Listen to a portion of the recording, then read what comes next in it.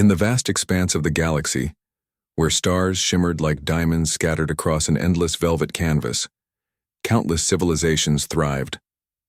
Among them was Zenthra, a planet known for its shimmering crystalline cities and the unique telepathic abilities of its people. The Zenthrans were revered throughout the cosmos not just for their advanced technology, but also for their sacred tradition of mind-linking, a practice that allowed individuals to share thoughts, emotions, and memories in a way no spoken language ever could. Mind-linking was more than communication. It was connection. It bound families together, forged alliances between kingdoms, and even united entire species under shared ideals. For the royal family of Zenthra, mastery of this art was considered essential. Every ruler, every diplomat, every leader had to be capable of participating fully in these profound exchanges. Without the ability to link minds, one simply couldn't lead effectively, or so everyone believed. But there was one glaring exception to this rule: Princess Lyran. Born blind due to a rare genetic anomaly, Lyran lacked the visual perception most Zenthrans relied on during mind links, while others experienced vivid images, intricate patterns, and spatial awareness within the mental realm. Her world remained shrouded in darkness. To many, this made her unfit to inherit the throne or represent her people. Her condition wasn't seen as a mere physical limitation.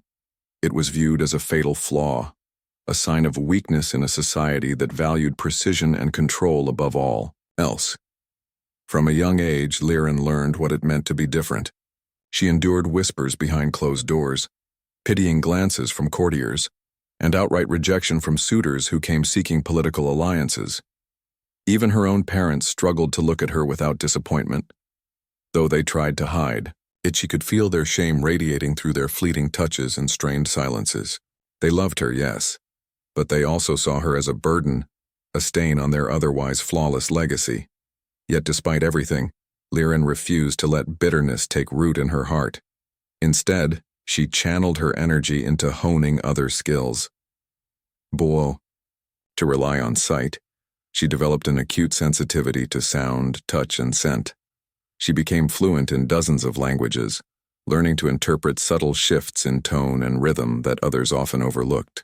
And perhaps most importantly, she cultivated patience, the kind of patience required to navigate a world that constantly underestimated her. While her peers trained in the intricacies of mind-linking, Lyran immersed herself in history, philosophy, and diplomacy. She studied treaties signed centuries ago, analyzing how words alone had once bridged divides when telepathy failed. She practiced public speaking until her voice carried authority, determined to prove that leadership didn't always require silent communion. Slowly but surely, she carved out a niche for herself, one that didn't depend on fitting into someone else's mold. Still, life in the palace was lonely. Most days, Lyran wandered the opulent halls unnoticed, her presence ignored by those too busy chasing power or prestige. Servants bowed low when she passed, but their eyes avoided hers, as if afraid her blindness might somehow infect them. Even her siblings kept their distance, treating her with polite indifference rather than genuine affection. Only her personal attendants showed her kindness, though even they sometimes faltered under the weight of societal expectations. Then came news of the upcoming Interstellar Summit, a gathering of delegates from across the galaxy, including representatives from Earth, humanity's newly admitted member of the galactic community. Few took the humans seriously. They were still seen as inexperienced newcomers, awkward and unpredictable compared to older, wiser races. But the Zenthra court prepared meticulously nonetheless, eager to showcase their culture and solidify ties with influential allies. As preparations unfolded, rumors circulated about potential suitors arriving to vie for Lyran's hand. Traditionally, such events offered opportunities for matchmaking, especially among royal families looking to strengthen bonds. Yet no one expected much from Lyran's prospects. After all, why would anyone want to align themselves with a blind princess deemed unfit to rule? Lyran herself paid little attention to the gossip. She had long since accepted that marriage would likely never be part of her future. Besides, she had more pressing concerns, like ensuring her contributions to the summit weren't overshadowed. by her supposed inadequacies. So she spent her days reviewing schedules, drafting speeches, and rehearsing protocols, determined to make the best impression possible. It wasn't until the night before the summit began that something unexpected happened. Elias Vane, Earth's ambassador, arrived late due to a delay in hyperspace travel. Exhausted but curious, he wandered into the grand hall where refreshments were being served. There, seated near a fountain of glowing liquid crystal, he spotted Laren. Alone and seemingly lost in thought, she stood apart from the crowd, her posture regal yet tinged with melancholy. Something about her caught his eye. Perhaps it was the quiet dignity with which she carried herself, or maybe it was the faint smile tugging at the corners of her lips, a smile that hinted at resilience rather than resignation. Whatever it was, Elias felt compelled to approach her. "Good evening," he said softly, careful not to startle her. "May I join you?" Laren turned toward the sound of his voice, her unseeing gaze meeting his. For a moment, neither spoke. Then, with a grace that belied her years, she nodded. Of course. Their conversation started hesitantly, each unsure of how to bridge the gap between their vastly different worlds. But as they talked, barriers began to fall. Elias listened intently as Laren described her struggles and triumphs, her words painting pictures far richer than any image could convey. In turn, he shared stories of Earth's chaotic beauty, its flaws and aspirations, its relentless drive to reach beyond itself. By the time they parted ways, both felt a spark of curiosity ignite within them. Laren realized Elias saw her not as damaged goods but as a person worth knowing. And Elias? He left wondering if perhaps this blind alien princess held the key to unlocking something extraordinary, not just for her people, but for the entire galaxy. Elias Vane was unlike any ambassador the Zenthra court had encountered before. While other delegates arrived draped in ornate robes and armed with translators, Elias walked into the grand hall wearing a simple suit, his demeanor calm yet confident. He carried no entourage, relying instead on his own wit and charm to navigate the complexities of interstellar diplomacy. For him, relationships were built not through formalities, but through genuine connection, a philosophy that often left more traditional diplomats baffled. His arrival at the summit caused barely a ripple among the assembled crowd. To many, humanity itself seemed insignificant compared to older, more established civilizations. Earth's admission into the galactic community had been met with skepticism, and its representatives were treated as novelties rather than equals. But Elias didn't let this deter him. If anything, it fueled his determination to prove that humans had much to offer, even if their methods differed from those of their alien counterparts. It was during one of the quieter moments of the event that Elias first approached Princess Laren. The night before, their brief conversation had planted a seed of curiosity in both of them. As the summit progressed, Elias found himself drawn to her again, intrigued by the quiet strength she exuded despite her marginalized position within her own society. "Princess?" he said warmly, bowing slightly as he approached her seat near the crystalline fountain. "May I have a moment of your time?" Laren tilted her head toward him, recognizing his voice immediately. A small smile played on her lips. "Ambassador Vane," she replied, her tone polite but laced with amusement. "I wasn't aware you sought permission to speak." Her comment caught Elias off guard and he chuckled softly. "Fair point. Permission granted or not, I'd like to learn more about you and perhaps share something about myself as well." They began talking again, their exchange flowing naturally despite the stark differences between their worlds. Elias asked thoughtful questions, genuinely interested in understanding Laren's perspective. In turn, she listened intently, her sharp mind picking up nuances in his words that others might have missed. They discussed everything from Earth's rapid technological advancements to Zenthra's ancient traditions, finding common ground in their mutual appreciation for innovation and resilience. As the days passed, their conversations grew longer and more frequent. Other delegates noticed, though few understood why a human ambassador would spend so much time with someone widely regarded as an outcast. Some whispered behind closed hands, speculating whether Elias was merely trying to curry favor with the Zenthra royal family. Others dismissed him outright, assuming his interest in Laren was nothing more than misplaced sympathy. But Elias saw beyond the surface. To him, Laren wasn't defined by her blindness. She was defined by her courage, intelligence, and unwavering dignity. He admired how she navigated a world that constantly underestimated her, refusing to let societal expectations dictate her worth. And while he couldn't fully comprehend what it meant to live without sight, he respected her ability to adapt and thrive in ways most people wouldn't even attempt. One afternoon, as they sat together beneath the shimmering dome of the palace garden, the topic of mind-linking arose. It was inevitable. Mind-linking dominated nearly every discussion at the summit, serving as both a tool for diplomacy and a symbol of cultural identity. When Elias mentioned hearing about the practice, Laren hesitated before explaining its significance. "For us, mind-linking is sacred," she said, her fingers tracing the edge of her ceremonial robe. "It allows two beings to share their innermost thoughts, emotions, and experiences. It's how we form bonds, resolve conflicts, and build trust. But," she paused, her expression tightening, "for someone like me, it's complicated." Elias leaned forward, his brow furrowing. "Complicated how?" Laren sighed softly. "Because I'm blind. I lack the visual component most Zenthrans rely on during links.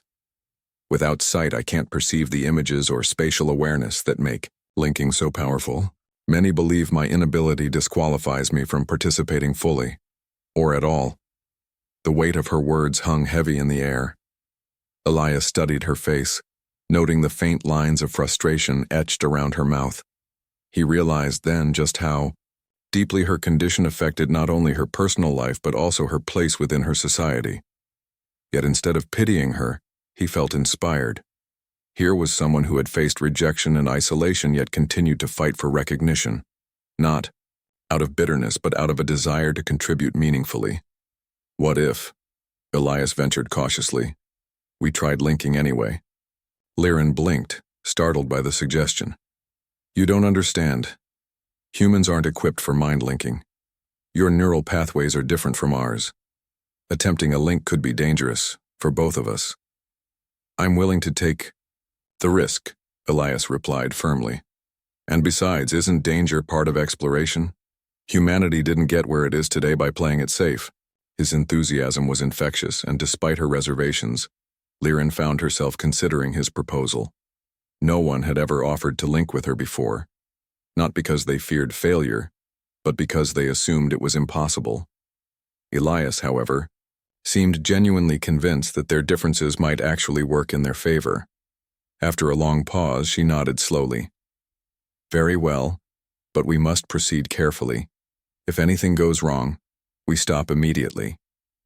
They agreed to attempt the link later that evening away from prying eyes. As word of their plan spread, whispers rippled through the palace corridors. Some dismissed it as reckless folly, while others watched with cautious curiosity. Few believed it would succeed, but everyone wanted to see what would happen. That night, under the soft glow of bioluminescent lanterns, Elias and Laren stood facing each other in a secluded chamber. The air hummed with anticipation as they prepared for the ritual. According to Zenthra tradition, participants placed their hands over one another's, palms hovering mere millimeters apart. This symbolic gesture signified mutual consent and readiness to open their minds. Elias extended his hands, his palms steady despite the nervous flutter in his chest. Laren mirrored his movement, her fingers brushing lightly against his. For a moment they simply stood there, breathing in sync, allowing the tension to dissolve. "Ready?" Elias asked quietly. Laren nodded. "Ready." With that, the link began. At first, Elias felt nothing but a strange tingling sensation, as if static electricity coursed through his veins. Then suddenly, he was no longer standing in the chamber. He was somewhere else entirely. A vast, formless void filled with swirling colors and shifting patterns. It was overwhelming, almost too much to process. He stumbled mentally, struggling to orient himself. But then something remarkable happened. Through the chaos, he sensed Liren's presence, a steady, grounding force amidst the storm. Though she couldn't see in the traditional sense, she guided him through the experience using emotions and sensations rather than visuals. Together they created a shared mental landscape, one built not on images, but on pure feeling. Elias marveled at the beauty of it. He saw, or rather felt, fields of golden warmth stretching endlessly before him, punctuated by bursts of cool blue energy. There were no shapes, no boundaries, just waves of emotion flowing freely between them. Joy, wonder, curiosity. They all mingled together, forming a tapestry richer than any painting. For Liren, the experience was equally transformative.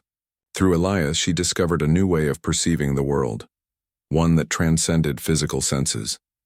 His imagination painted vivid landscapes in her mind, landscapes she had never dreamed possible. For the first time, she truly understood what it meant to connect, not just with another person, but with the infinite possibilities of existence itself. When the link ended, both were breathless, their hearts pounding with exhilaration. They stared at each other wide-eyed, unable to fully articulate what they had just experienced. "It worked," Liren whispered, her voice trembling with awe. "We actually did it." Elias grinned, still reeling from the intensity of the connection.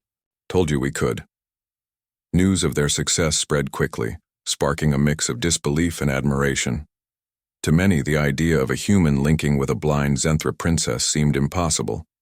Yet here they were, proof that limitations could be overcome with creativity and determination. For Liren, the link marked a turning point. No longer dismissed as incapable, she now represented hope for those marginalized by societal norms. And for Elias, it solidified his belief in the power of connection to bridge even the widest divides. The news of Elias Vane and Princess Liren's successful mind link spread like wildfire across Zenthra. Within hours, whispers turned into murmurs, then into outright conversations that echoed through the crystalline halls of the palace. Delegates from various star systems gathered in clusters, their faces etched with disbelief, curiosity, or outright skepticism. Some hailed the event as a groundbreaking achievement, a testament to the limitless potential of interspecies cooperation. Others dismissed it as reckless experimentation, warning that tampering with sacred traditions could have unforeseen consequences. For Liren, the aftermath was both exhilarating and overwhelming. For years, she had been relegated to the shadows, her existence treated as an inconvenient anomaly within her own family. Now, suddenly, all eyes were on her, not out of pity but out of fascination. People who had once ignored her now sought her company, eager to understand how she had managed to defy expectations. Courtiers whispered behind fans, diplomats approached her with cautious respect, and even her siblings began speaking to her more frequently, though their motives remained unclear. Yet amidst the newfound attention, Liren felt a strange sense of unease. She knew better than anyone that admiration was fleeting, especially in a society as rigidly hierarchical as Zenthra's. While some celebrated her success, others viewed it as a threat to the established order. Traditionalists argued that allowing a blind princess to participate in mind-linking undermined centuries of cultural heritage. They claimed that if exceptions were made for Liren, where would the line be drawn? Would other flawed individuals demand similar accommodations? Elias, too, faced scrutiny, but of a different kind. As humanity's representative, he was already under heavy observation.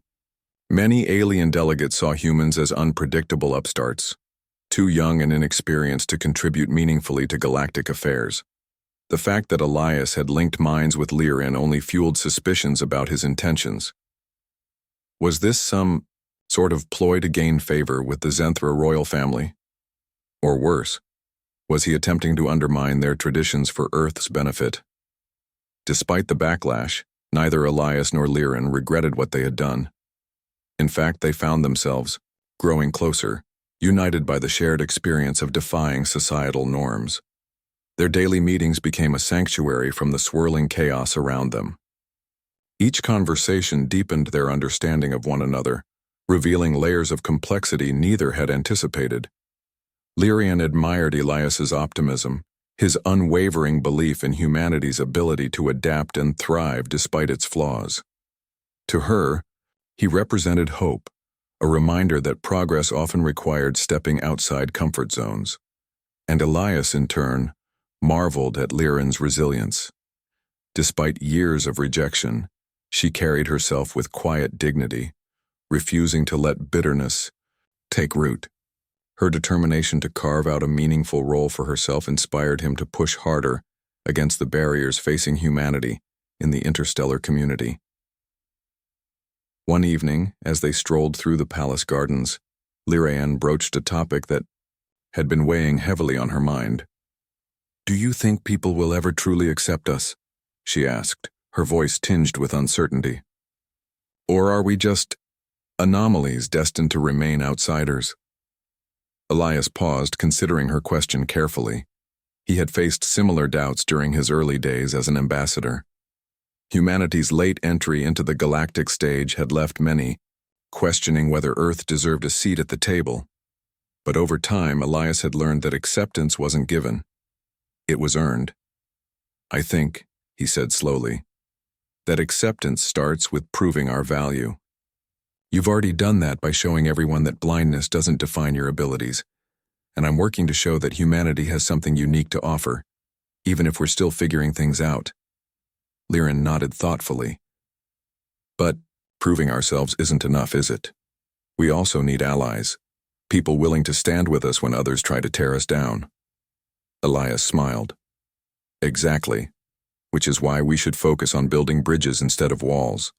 Together, we can create opportunities for change, not just for ourselves but for others like us."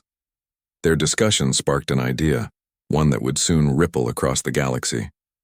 Over the next few days, Elias and Liren began collaborating on ways to leverage their newfound influence. They identified key figures among the summit attendees who might support reform efforts, reaching out to them discreetly to gauge their interest.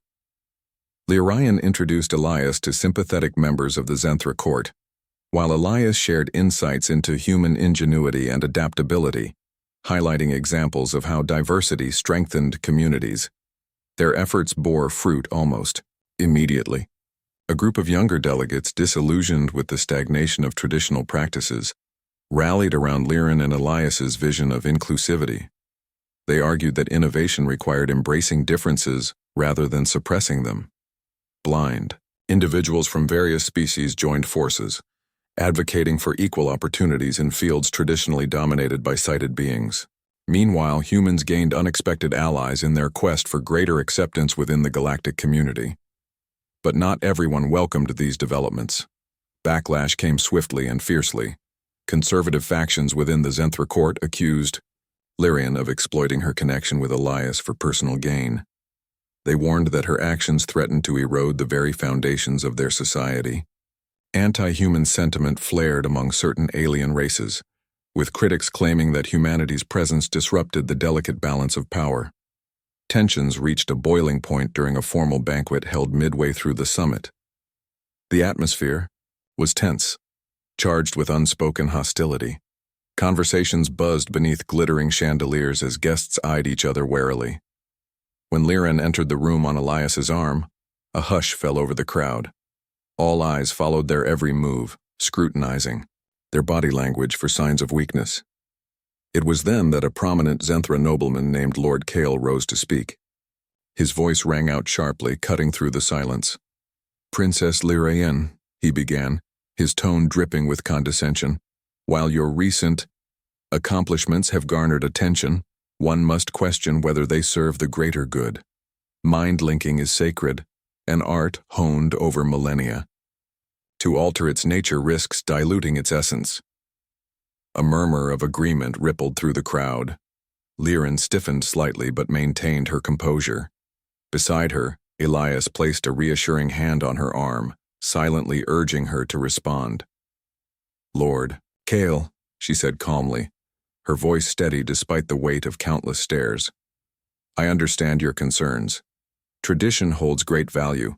It grounds us, gives us identity. But tradition must also evolve if it is to remain relevant. My link with Ambassador Vane proves that connection transcends physical limitations. It shows that diversity enriches rather than diminishes." Her words hung in the air, daring anyone to challenge her. For a moment, no one spoke. Then, unexpectedly, a delegate from a neighboring planet stood up. "Perhaps," he said, addressing the room, "we should consider what Princess Lyraean has achieved before dismissing it so hastily. If two vastly different beings can find common ground, surely we can do the same." The room erupted into debate, voices rising and falling like waves. Some sided with Lord Kale, clinging to old beliefs. Others supported Lyran, inspired by her courage. Through it all, Elias remained steadfast, offering quiet encouragement whenever doubt flickered in Lyran's eyes. By the end of the evening, no clear consensus had emerged. Yet something significant had shifted. The mere act of questioning long held. Assumptions planted seeds of change in the minds of those present. For the first time, people began to consider the possibility that progress didn't mean abandoning tradition entirely. It meant expanding its boundaries to include those previously excluded. As the summit drew to a close, Elias prepared to return to Earth. Though reluctant to leave, he knew his mission was far from over. Before departing, he met privately with Lyran one last time. "This isn't goodbye," he assured her, his expression earnest. "We've only just begun. Whatever happens next, remember that you're not alone." Lyran smiled softly, her gratitude shining through. "Thank you, Elias, for everything." With that, Elias boarded his ship, carrying with him not just memories of Zenthra, but also a renewed sense of purpose. Across light years, the bond he shared with Lyran remained unbroken, a beacon of hope in a galaxy still learning to embrace its differences. Elias Vane's return to Earth was met with a mix of awe and skepticism. News of his successful mind link with Princess Lyran had traveled faster than hyperspace, reaching humanity's homeworld even before he did. For many on Earth, the story sounded like science fiction, a blind alien princess and a human ambassador forging an unprecedented connection that defied both species' limitations. To some, it was proof of humanity's growing relevance in the galactic community. To others, it was reckless experimentation that risked alienating more powerful races. Upon landing, Elias was whisked away to address the United Earth Council, the governing body responsible for representing humanity's interests among the stars. The chamber buzzed with anticipation as council members gathered around the circular table, their holographic displays flickering with data about Zenthra and its customs. Some leaned forward eagerly, while others crossed their arms, skeptical, brows furrowed. "Explain yourself, Ambassador," demanded Counselor Marissa Hale, her tone sharp but controlled. "What possessed you to attempt something so dangerous without consulting us first?" Elias stood calmly at the center of the room, projecting confidence despite the weight of scrutiny. "Counselor Hale," he began, his voice steady, "I understand your concerns. But what happened between Princess Lyran and me wasn't about danger. It was about possibility. We proved that connection isn't limited by physical senses or cultural norms. It's about trust, empathy, and finding common ground." Hale sighed deeply, clearly unconvinced. "And yet you've stirred up controversy. Reports indicate that factions within the Zenthra court are using this incident to fuel anti-human sentiment. Do you realize how precarious our position is? Humanity barely has a foothold in interstellar politics, and now we're seen as disruptors." Elias nodded, acknowledging her point. "Yes, there's resistance. Change always invites pushback. But consider this. Because of what we achieved, marginalized groups across multiple species are beginning to question why they've been excluded from opportunities traditionally reserved for the perfect. If anything, this strengthens our case for inclusion, not just for humans but for everyone." His words resonated with several council members. particularly younger delegates who had grown tired of humanity's cautious approach to diplomacy. One of them, a soft-spoken representative named Arun Patel, spoke up. "Ambassador Vane makes a valid argument," he said, addressing the council. "If we want to be taken seriously, we need to lead by example. This isn't just about us anymore. It's about showing the galaxy that diversity is strength." The debate continued late into the night, with opinions divided. Ultimately, the council decided to support Elias's efforts, but cautiously. They authorized him to maintain contact with Liren and encouraged him to document any further developments. However, they also warned him not to overstep again, emphasizing that humanity's survival depended on playing the long game. Meanwhile, back on Zenthra, Lyraean faced challenges of her own. Her newfound prominence had elevated her status, but it hadn't erased the deep-seated prejudices against her. Conservative nobles sought to exploit her alliance with Elias, framing it as evidence of external interference in Zenthra's affairs. Others used her success to justify calls for reform, creating a rift within the royal family itself. King Thalris, Lyraean's father, found himself caught in the middle.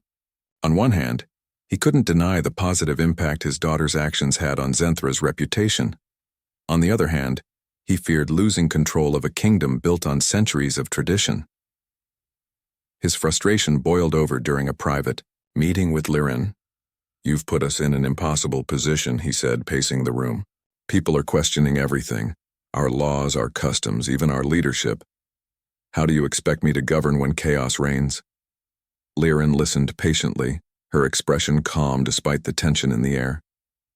"Father," she replied gently, "change is never easy, but clinging to outdated practices won't preserve our legacy, it will bury it. What Elias and I accomplished proves that progress doesn't mean abandoning who we are, it means expanding who we can become." Thalris stopped mid-step, his gaze locking onto hers. For a moment he seemed ready to argue further. Then, with a heavy sigh, he sank into his throne-like chair. "Perhaps you're right," he admitted reluctantly. "But navigating these waters will require wisdom and allies." It was here that Lyraean seized the opportunity. She outlined a plan to rally reform-minded individuals across Zenthra and beyond, leveraging her connection with Elias to build a coalition of supporters. Together, they could advocate for policies promoting inclusivity and innovation, ensuring that no one else would suffer the same isolation she had endured. As weeks turned into months, the movement gained momentum. Blind individuals from various species formed networks, sharing resources and strategies to overcome societal barriers. Inspired by Lyraean's courage, others with disabilities followed suit, demanding recognition and equal treatment. Even non-disabled advocates joined the cause, recognizing that true unity required lifting everyone up, not just those deemed worthy by outdated standards. Elias played a crucial role in amplifying their voices. Through regular transmissions, he kept humanity informed about the changes sweeping across the galaxy, urging Earth's leaders to align themselves with progressive forces. He emphasized that supporting reform wasn't merely altruistic, it was strategic. By championing inclusivity, humanity could position itself as a leader rather than a follower, earning respect through action rather than rhetoric. Back on Zenthra, tensions escalated as traditionalists pushed back against the tide of change. Lord Kale emerged as a vocal opponent, rallying conservative factions to resist reforms at all costs. He accused Liren of undermining Zenthra's identity and warned that embracing outsiders would dilute their culture. His fiery speeches drew large crowds, fueling fears among those reluctant to embrace the unknown. But Lyraean refused to back down. With Elias's guidance, she organized public demonstrations showcasing the benefits of inclusivity. Blind artisans displayed their creations, proving that lack of sight didn't hinder creativity. Disabled diplomats shared stories of overcoming adversity, highlighting the value of diverse perspectives. And together, they presented data showing how inclusive societies thrived economically, culturally, and politically. The turning point came during a pivotal council meeting where representatives debated expanding interspecies cooperation. Tensions ran high as conservative voices clashed with progressive advocates. Just as the assembly threatened to dissolve into chaos, Lirin stepped forward, accompanied by Elias via holographic projection. Using their combined experiences, they presented a vision of collaboration built on empathy rather than exclusion. Lirin demonstrated how her unique perspective enriched the collective wisdom of her people, while Elias highlighted humanity's potential contributions despite its relative youth. Their argument resonated deeply, swaying undecided delegates toward change. By the end of the session, historic resolutions were passed promoting equitable partnerships and dismantling discriminatory practices. Lirin ascended to a leadership role, becoming a beacon of progress for future generations. Elias returned to Earth, hailed as a pioneer whose courage transcended boundaries. The ripple effects of Elias Vane and Princess Lirin's partnership continued to spread far beyond Zenthra and Earth. What had begun as a single act of defiance, a blind alien princess linking minds with a human ambassador, had ignited a movement that resonated across the galaxy. For the first time in centuries, societies long bound by rigid traditions began questioning whether those traditions truly served everyone or only a privileged few. On Zenthra, the reforms sparked by Lirin's courage faced fierce resistance from entrenched power structures. Lord Kale and his allies worked tirelessly to undermine the progress, spreading fear among the populace about the dangers of change. They painted inclusivity as a threat to cultural identity, warning that adapting to accommodate outsiders would weaken Zenthra's foundation. Their rhetoric found traction among older generations who clung to the familiar, unwilling or perhaps unable to imagine a different way forward. But Lirin refused to let their efforts derail her mission. With unwavering determination, she rallied supporters from every corner of her world. She traveled to cities and villages, speaking directly to people who felt marginalized or forgotten.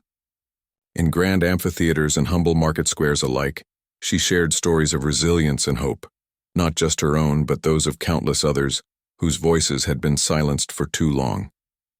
Her message was simple, yet powerful. No society could thrive if it excluded its most vulnerable members. True strength lay not in uniformity, but in embracing diversity. And slowly but surely, hearts began to open. Younger generations, inspired by her example, joined grassroots campaigns advocating for equality. Artists, musicians, and storytellers used their talents to amplify the call for reform, weaving messages of unity into their work. Even some conservative elders softened their stance, moved by tales of individuals overcoming adversity through sheer willpower. Meanwhile, Elias returned to Earth as a hero, but also as a target. Critics accused him of overstepping his role as an ambassador, arguing that his actions jeopardized humanity's standing in the interstellar community. Anti-human sentiment, fueled by factions on Zenthra, spilled over onto other planets, leading to boycotts of Earth-made goods and calls for stricter regulations on human participation in galactic affairs. Yet Elias remained undeterred. He knew the backlash was inevitable. Change always came at a cost. Instead of retreating, he doubled down on his efforts, working tirelessly to ensure humanity stayed aligned with the growing tide of reform. He collaborated with scientists, educators, and activists to develop programs promoting cross-species understanding. These initiatives included virtual reality simulations, allowing humans to experience life from the perspective of beings vastly different from themselves, fostering empathy and breaking down barriers of prejudice. One such program gained particular attention: the Shared Horizons Project. Using advanced technology adapted from Zenthra's mind-linking techniques, researchers created a platform enabling participants to temporarily share sensory experiences with others. A young girl born without legs could briefly walk alongside someone able-bodied. An elderly man losing his sight could see through another person's eyes. The impact was profound, sparking conversations about accessibility and inclusion that transcended planetary borders. As these projects gained traction, so did humanity's reputation. Slowly, Earth earned recognition not as a reckless newcomer, but as a champion of innovation and compassion. Other species began viewing humans not as competitors, but as collaborators, partners willing to take risks for the greater good. Back on Zenthra, tensions reached a boiling point during a historic council meeting convened to address the sweeping reforms proposed by Lyraean and her allies. Delegates from across the galaxy gathered in the opulent Crystal Hall, its walls shimmering with iridescent light. The atmosphere buzzed with anticipation, each faction bracing for what promised to be a monumental decision. Lord Kyle led the opposition, delivering a passionate speech decrying the erosion of Zenthra's sacred traditions. "We cannot abandon who we are," he declared, his voice echoing off the crystalline ceiling. "To do so is to lose everything that makes us unique." His words struck a chord with many, drawing murmurs of agreement throughout the chamber. But when it was Lyran's turn to speak, silence fell like a heavy curtain. Standing tall despite the weight of countless stares, she addressed the assembly with quiet authority. "Lord Kale speaks of preserving our identity," she began, her tone measured but firm. "But I ask you this. What defines us? Is it adherence to rituals crafted centuries ago? Or is it the ability to adapt, to grow, to become more than we once were?" She paused, letting her question sink in before continuing. "I was told my blindness made me unfit to lead. Yet through connection, with Ambassador Vane, with all of you, I have proven that limitations exist only if we allow them to. Together, we can redefine what it means to belong. We can build a future where no one is left behind." Her final words hung in the air, daring anyone to challenge her vision. Then, unexpectedly, a delegate from a neighboring planet stood up. "Princess Lyran speaks wisely," he said, addressing the room. "Change frightens us because it forces us to confront uncertainty, but clinging to the past ensures stagnation. If we wish to survive and thrive, we must embrace new possibilities." The room erupted into debate, voices rising and falling like waves crashing against a shore. Some sided with Lord Kale, clinging to old beliefs. Others supported Lyran, inspired by her courage. Hours passed as arguments raged, alliances shifted, and compromises were forged. Finally, as dawn broke over the horizon, a resolution emerged. By a narrow margin, the Council voted to adopt policies promoting inclusivity and equity. Blind individuals would now receive equal opportunities in education, employment, and leadership roles. Discriminatory practices targeting disabled beings were abolished, paving the way for broader reforms benefiting marginalized groups across multiple species. It wasn't perfect, far from it, but it marked a significant step toward a more just and compassionate galaxy. For Lyraean, the victory was bittersweet. While she celebrated the progress achieved, she knew the fight was far from over. Resistance lingered, simmering beneath the surface, waiting for the right moment to resurface. But she also knew something else. She wasn't alone. Across light years, Elias and countless others stood ready to support her cause, united by the belief that a brighter future was possible. Elias watched the outcome unfold via holographic transmission, pride swelling in his chest. Though separated by distance, he felt closer than ever to Lyran. Together, they had proven that connection transcended physical proximity. It thrived on shared purpose and mutual trust. In the months that followed, their partnership blossomed into something deeper, a lifelong commitment to building bridges between worlds. Lyran ascended to a formal leadership role within the newly restructured Zenthra government, becoming a symbol of hope for generations to come. Meanwhile, Elias continued his diplomatic work, using his influence to advocate for policies reflecting the values of inclusivity and cooperation. Though their paths diverged at times, their bond remained unbreakable. Through regular communications and occasional visits, they maintained a connection rooted not in duty but in genuine affection. Their story became legend, a tale of two unlikely allies who dared to challenge the status quo and, in doing so, transformed the galaxy forever. Years later, historians would look back on this era as a turning point, a moment when the stars aligned to usher in a new age of understanding and unity. And at the heart of it all stood Princess Lyran, an ambassador, Elias Vane, proof that even the smallest spark could ignite a revolution bright enough to light the darkest corners of the universe.